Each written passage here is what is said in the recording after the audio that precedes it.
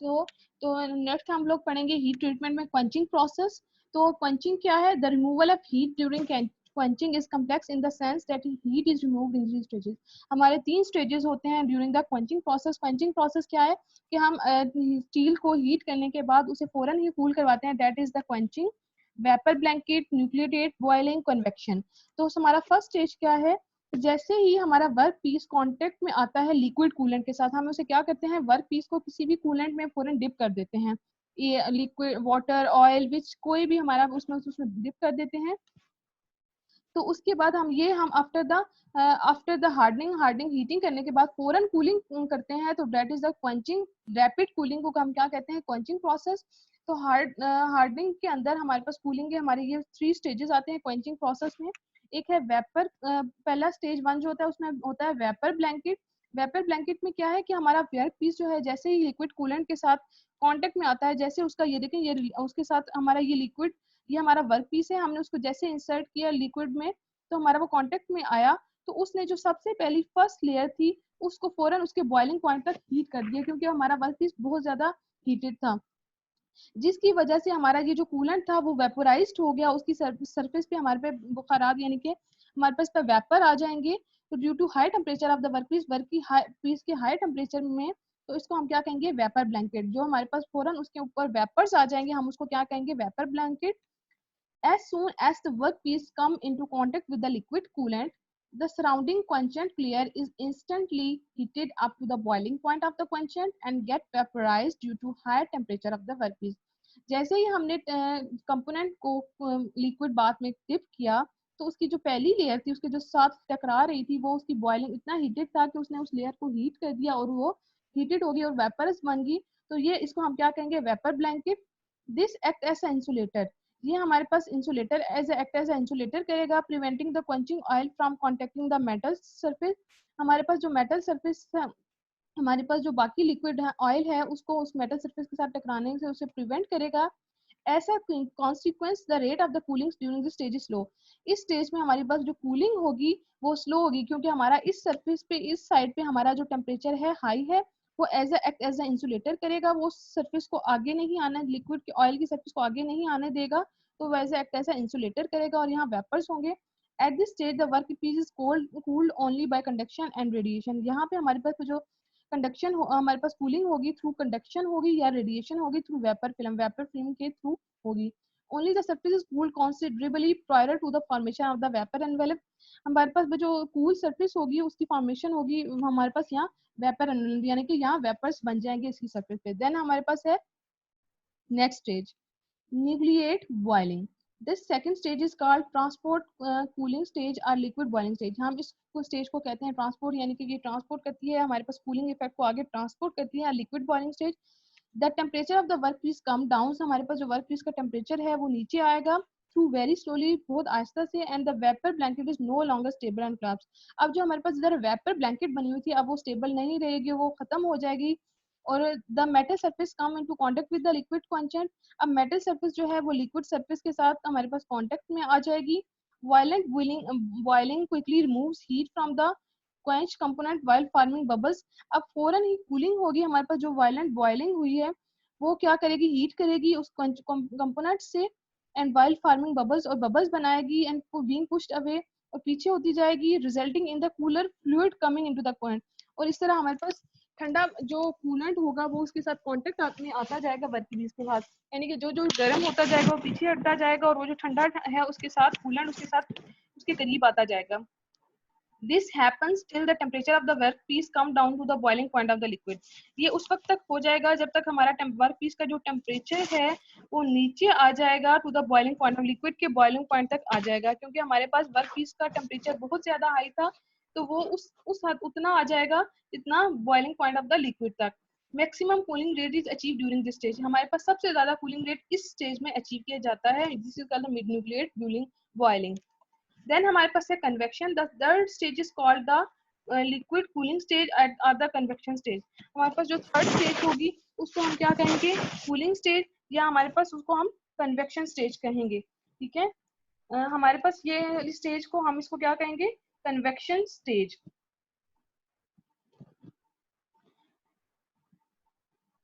तो हमारे पास जो कन्वेक्शन है, हम उसको कन्वेक्शन क्या होता है, कन्वेक्शन आप लोगों ने पढ़ा हुआ है, कन्वेक्शन हमारे पास क्या होता है, कन्वेक्शन क्या होता है, हमारे पास जो ट्रांसफर ऑफ हीट होती है by the movement of the fluid between areas of different temperature, हमारे पास जो फ्लूइड के दरमियान heat movement of transfer of heat होती है, that is called the convection. हमारा जो लास्ट स्टेज होगी उसको हम कन्वेक्शन कहेंगे। तो हमारे पास जो वार्म एयर होती है, गर्म एयर, वो हमारे पास कम ठंडी होती है, is less than the cold air. हमारे पास जो warm air are the less than the cold air, so the convection front can form in the presence of temperature gradient. तो हमारे पास यहाँ क्या होगा, कन्वेक्शन के थ्रू हमारे पास कूलिंग होगी। Cooling when I start when the temperature of the surface become equal to the boiling point of the contact। हमारे पास temperature of the surface है boiling point of the liquid के equal हो जाएगा। Cooling at this stage take place via conduction. हमारे पास जो इसके दरमियान कूलिंग होगी वो कंडक्शन और कन्वेक्शन के प्रोसेस से होगी। The rate of cooling is slowest eight this stage. हमारे पास लास्ट स्टेज में सबसे कूलिंग स्टेज स्लो होगा, slowest eight this stage.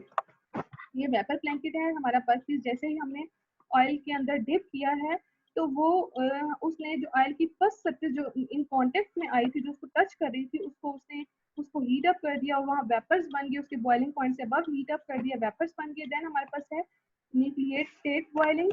Nucleated boiling में क्या होता है कि हमारे पास है ये जो सरफेस वेपर सरफेस बनी थी वो खत्म हो जाएगी, हमारे पास जो वेपर सरफेस बनी वो खत्म हो जाएगी, और हमारे पास जो ठंडा लिक्विड है वो सबसे पहले इसके अंदर इसके साथ कांटेक्ट में आना स्टार्ट हो जाएगा, और वो होगी, और यहाँ जो कूलिंग होगी वो सबसे रैपिड कूलिंग होगी। और देन हमारे पास था कन्वेक्शन कूलिंग। कन्वेक्शन कूलिंग में हमारे पास जो कूलिंग होगी थ्रू द लिक्विड होगी, ठीक है, और ये भी स्लोएस्ट कूलिंग स्टेज होगी। ये third stage is also the is a very slowest cooling rate. ठीक है, अब हमारे पास कुछ कूलेंट्स हैं। Water, the oldest and still the most popular quenching medium. हमारे पास सबसे ज्यादा जो मोस्ट पॉपुलर क्वेंचिंग मीडियम है वो वाटर है। Water meets the requirement of low cost. Water की हमारे पास सबसे लो कॉस्ट होती है, इजी अवेलेबिलिटी हमारे पास, आपको पता है सबसे ज्यादा मिकदार में वाटर पाया जाता है, इजी हैंडलिंग है, सेफ्टी है। द कूलिंग, और क्या आपको पता है कि हमारे वर्कर्स को भी हैंड पे उसको कोई प्रॉब्लम बर्निंग या कुछ ऐसी प्रोसेस ऐसे नहीं होता, तो वाटर में सबसे इजी हैंडलिंग है, इजी अवेलेबिलिटी है। The cooling characteristics change more than the oil with the rise of the temperature. इसकी कूलिंग कैरेक्टरिस्टिक्स फौरन ही चेंज हो जाती है जैसा कि as compare to oil. Specially there is a rapid fall in cooling capacity. हमारे पास कूलिंग कैपेसिटी में रैपिड फॉल भी आ जाती है ऐसे temperature rise above 60 degree centigrade. जैसे इसका और वाटर का टेम्परेचर हम 60 डिग्री सेंटीग्रेड का इंक्रीज होगा, क्योंकि because of easy formation of vapour blanket, क्योंकि जैसे ही हम उसके अंदर, आपको पता है जैसे ही हम वाटर में बर्फ डालते हैं तो फौरन पानी ठंडा हो जाता है। आपको इसी तरह जैसे ही हम हॉट वर्क पीस उसके अंदर डिप करेंगे तो फौरन वेपर ब्लैंकेट फॉर्मेशन होगी, तो वाटर का टेम्परेचर अबव 60 डिग्री चला जाएगा, तो उसकी कूलिंग कैपेसिटी डिक्रीज हो जाएगी। The optimum cooling power is when water is 20 to 40 degree centigrade. इसकी कूलिंग कैपेसिटी उस वक्त तक रहती है जब तक 20 to 40 डिग्री सेंटीग्रेड तक वाटर का टेम्परेचर रहता है। The cooling power of water is between brine and oil। The cooling power जो इनकी वाटर की है वो ब्राइन और ऑयल के दरमियान में है, इनकी इन बिटवीन है। Water provides high cooling power. Water जो है हाई कूलिंग पावर प्रोवाइड करे to avoid the transformation of austenites, ताकि उसके ऑस्टेनाइट टू पेरलाइट और बेनाइट ना बन जाए, ठीक है।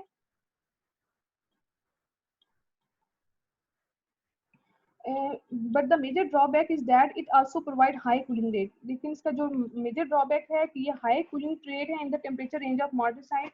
मार्टेसाइट की फॉर्मेशन में इसका जो हाई कूलिंग रेट है, जब जैसे in the temperature range of martensite, हम जैसे मार्टेसाइट की यूज करेंगे और इसका टेम्परेचर इसकी कूलिंग रेट हाई होगा। एट दिस स्टेज ब्राइन क्या होता है, हमारे पास यहाँ हमारे पास वर्ड यूज किया हुआ है ब्राइन। ब्राइन क्या होता है, the cooling power of water is between brine and oil. Brine, जब भी हम किसी वाटर में नमक डाल देते हैं तो इसकी जो कूलिंग कैपेसिटी है between the Bryan and oil, high cooling rate in the temperature range of Martensite। At this stage, the steel is simultaneously under the influence of structural stresses। इस स्टेज में हमारे पास जो स्टील होता है वो under उसके अंदर स्ट्रेसेस रख रहे हैं। Non uniform change in the structure, उसका स्ट्रक्चर में नॉन यूनिफॉर्म चेंज हो रहा है। Thermal stresses which increases the risk of crack formation. और वाटर यूज करने से हमारे पास क्या है, क्रैक फॉर्मेशन का रिस्क जो है वो भी इंक्रीज हो जाता है। इसमें कुछ वाटर के साइड इफेक्ट्स हैं। वाटर का उन्होंने बताया हुआ है कि हमारे पास 20 to 40 डिग्री सेंटीग्रेड अगर वाटर का टेम्परेचर है तो ये बेस्ट कूलिंग रेट है, लेकिन जैसे ही इसका 60 डिग्री से अबव इसका टेम्परेचर इंक्रीज होता है due to the vapour blanket formation, तो इसका इसकी जो कूलिंग कैपेसिटी है वो फौरन फॉल कर जाती है। Then we have the brine. Sodium chloride aqueous solution of about 10% by weight are widely used are called brines. हमारे पास में सोडियम क्लोराइड aqueous solution हम जो है वाटर में मिक्स करते हैं तो उसको हम ब्राइन कहते हैं 10% by weight वाटर में, यानी कि अगर 100 ml वाटर है तो 10 ml उसमें हम ब्राइन यूज करेंगे। The cooling power is between 10% NaOH aqueous solution and water. इसका जो cooling power है वो aqueous 10% aqueous solution and water के दरमियान है। They are corrosive to appliance. ये जो हमारे पास जो juices होती हैं, आपको पता है नमक की वजह से इसको जंग लगने, ये corrosive, इसमें जो हमारे पास appliance को corrosive इसमें जंग लगने का ज़्यादा खतरा होता है। The greater cooling efficiency of brine is the greater cooling efficiency brine की जो cooling efficiency ज़्यादा होती है और other aqueous solution is based as in brine heating of the solution at the steel surface causes the deposition of crystal of the salt on hot steel surface. Brine हम इसलिए use नहीं करते कि इसमें नमक जो है वो डिपोजिशन हो जाता है हॉट स्टील पे, causes the deposition of crystal of the salt on hot steel, ठीक है, वो उसके ऊपर तय उसके अंदर नमक की तय जो है वो जम जाती है, इस वजह से हम ब्राइन यूज नहीं करते। This layer of solid crystal disrupts with mild explosive violence and throw a cloud of crystal. This layer of solid crystal जो हमारे पास ये जो लेयर होती है ये हमारे पास mild explosive violence को मतलब ये हमारे पास यूज नहीं होती। This action destroy the vapor film. ये हमारे पास एक्शन, ये वाला एक्शन हमारे वेपर फिल्म को भी डिस्ट्रॉय कर देता है and thus permit direct contact of the coolant with the steel surface with an accompanying rapid removal of heat.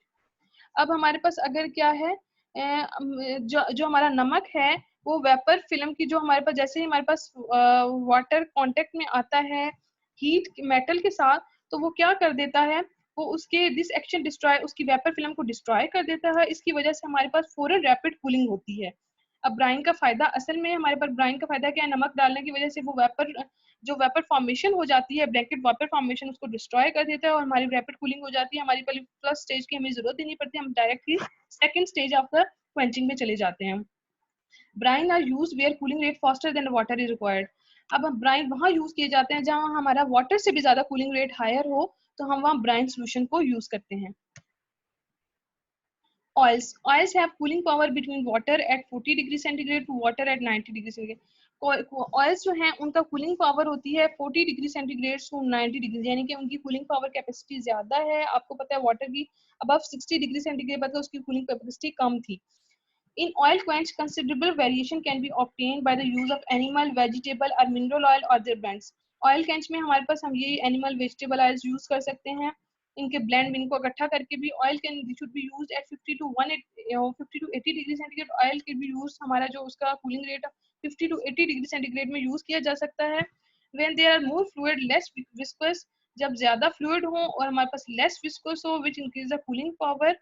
हमारे पास ऑयल में क्या है कि वो मोर फ्लूइड हो, गाढ़ा कम हो and increase the cooling power, जो हमारी कूलिंग पावर को इंक्रीज करेगा। As the oil use generally have high boiling point. Oils का आपको पता है हाई बॉइलिंग पॉइंट होता है। Moderate increase of temperature of oil does not very much increase the vapour blanket stage. जो हमारे पास है मतलब मॉडरेट इंक्रीज ऑफ टेम्परेचर, अब हमारे पास थोड़ा सा टेम्परेचर ऑयल का जो इंक्रीज हो तो वो डज नॉट मच इंक्रीज, हमारे पास इंक्रीज नहीं करता वेपर ब्लैंकेट स्टेज को, उसके टेम्परेचर को इंक्रीज नहीं करता। However, oil in contrast to water or brines have much lower quenching power. However, जो oil है in contrast to water, however oil is in contrast to water or brine have much lower quenching power. Is this relatively slow cooling rate in the range of martensite? इसका cooling martensite में आपने देखा था कि water का cooling rate अगर हम water में यूज करते हैं तो उसका कूलिंग रेट हायर था, लेकिन ऑयल्स में मार्टेंसाइट यूज करेंगे तो उसका कूलिंग रेट स्लो था। As it help in minimizing the danger to crack formation, it is relatively slow cooling rate in the range of martensitic formation. Advantages, इसका advantage क्या होता है अगर हम martensite में oil use करें तो ये it is minimizing जो crack formation जो होती है उसके danger को उसका वो reduce करता है। Oils with a high viscosity are less volatile. Oil जो उनकी high viscosity होती है वो less volatile होते हैं। They thus have decreased vapor blanket stage. वो वेपर ब्लैंकेट स्टेज को डिक्रीज कर देते हैं, कूलिंग रेट इंक्रीज करते हैं। S lesser volatile matter is lost, their cooling power is not affected much with use. Then we have polymer quenchants. Polymer quenchants cool rapidly the heated steel to martensite temperature and then rather slowly when martensite is forming. Polymer हमारे पास यहाँ polymers use होते हैं as a quenchants. हम वो rapidly steel cool कर देते हैं steel को और then rather slowly और उस rather slowly when martensite is forming, जब हमारे पास martensite form हो रहा है फिर उसको उस time उसकी cooling rate कम हो जाता है.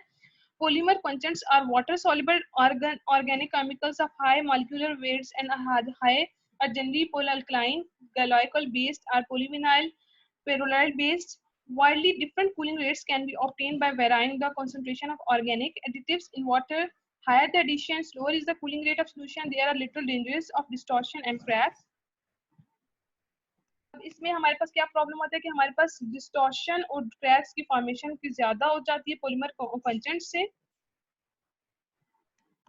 टेम्परिंग क्या है कि हम हीटेड स्टील को बिलो करते हैं, बिलो रेड हॉट, उसके 200 टू 300 डिग्री सेंटीग्रेड तक हीट करते हैं, देन कूल स्लोली, फिर उसे आहिस्ते से कूल करते हैं. और क्या होता है टेम्परिंग प्रोसेस में उसकी ब्रिटलनेस चली जाती है, goes off, it remain hard, लेकिन ये हार्ड रहता है. हमारे टेम्परिंग का एक्चुअली प्रोसेस हम क्यों चूज करते हैं, ताकि उसकी ब्रिटलनेस चली जाए, जो उसका ब्रिटलनेस प्रॉपर्टी है वो चली जाए और उसका जो हार्डनेस है वो इंप्रूव हो जाए.